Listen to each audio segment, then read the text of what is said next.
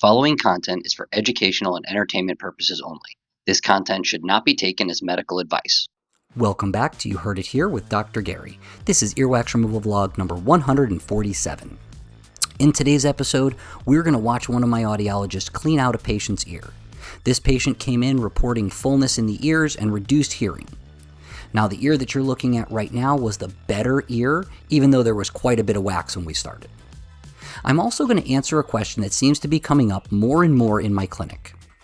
I'm not really sure where the interest in the Eustachian tube has come from, but over the past few months, it has definitely been a question I've been asked a lot. And that is, what is the Eustachian tube and what is its primary function? In order to understand what the Eustachian tube is, we first need to do a little bit of basic ear anatomy. Your ear has three parts: the outer ear, which is the pinna, or what you see on the side of your head, the ear canal all the way down to the outer surface of the eardrum, which you can see on the screen. The middle ear is a air-filled space behind the eardrum and extends all the way to the cochlea. This air-filled space contains the three bones, the malleus, incus, and stapes. The stapes is, of course, the smallest bone in the human body. Then there's the inner ear, which is the cochlea. Now, we're going to focus on the middle ear, the air-filled space, because that's where the Eustachian tube comes into play. The Eustachian tube connects your nasal pharynx to the middle ear. Every 5 minutes when you're asleep, and approximately every 2 to 3 minutes when you're awake, the Eustachian tube opens, allowing an exchange of air into and out of the middle ear, equalizing the pressure between the outer ear and the middle ear. This equalization of pressure also allows for any fluid that builds up from the sinuses within that middle ear space to drain properly.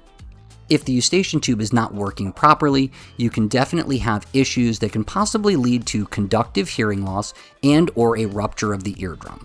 So if you are feeling any of that oral fullness, pressure in the ears, please make sure that you consult a medical professional.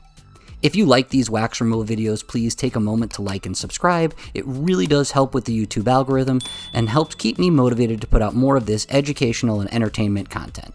Again, this is not medical advice. I haven't seen you in my office. This is solely for educational and entertainment purposes. As you're seeing on the screen now, we're going to remove the remainder of this wax from the ear canal walls. We get a good view of the eardrum here, but we can definitely do a little bit of cleaning on the outside in order to help prevent this patient from having consistent buildup.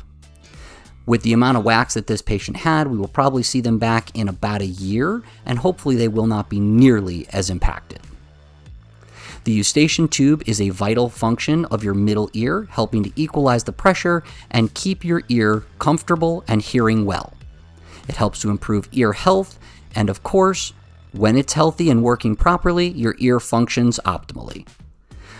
This has been You Heard It Here with Dr. Gary. Thank you for watching. I look forward to seeing you in the next video.